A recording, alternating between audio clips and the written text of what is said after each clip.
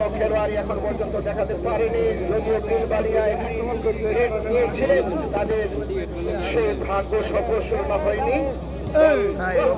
ফিরে এসেছে সে যাত্রায় জাহিদ সোহেলের ভাগ্য সুপ্রসন্ন। রেঞ্জার জোনে ফ্রি কিক, জাহিদ সোহেল কম্পিউটারের অনুকূলে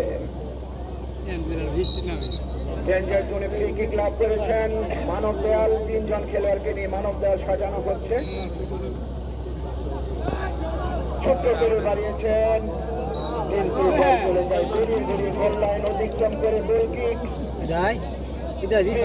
ফুটবল একাদশের আজকে যে দ্বিতীয় ফাইনালে এই ঘরবাড়িয়া মাঠ প্রাঙ্গণে পরস্পর মোকাবেলা করছেন, তারা হলেন শক্তিশালী জাহিদ সোহেল ফুটবল একাদশ এবং তাদের প্রতিপক্ষ হিসেবে যারা খেলছেন তারা হলেন দুর্দর্শ বিলবাড়িয়া ফুটবল একাদশ। এখনো পর্যন্ত কোন পক্ষই কিন্তু গোল আদায় করতে পারেনি। অপূর্ব সেখান থেকে লম্বা করে গোল করেছেন,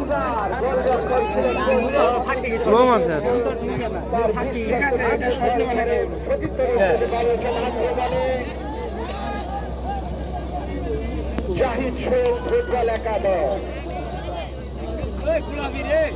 এখনো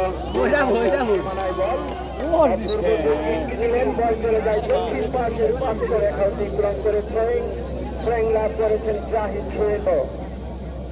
এই রেলির ব্রিজ সংলগ্ন মাঠ প্রাঙ্গণে দ্বিতীয় সেমিফাইনাল খেলা দেখার জন্য দর্শকের কমতি নেই, প্রচুর দর্শক এসেছেন এই খেলা দেখার জন্য। দর্শক খেলার প্রাণ, সেই প্রাণ কিন্তু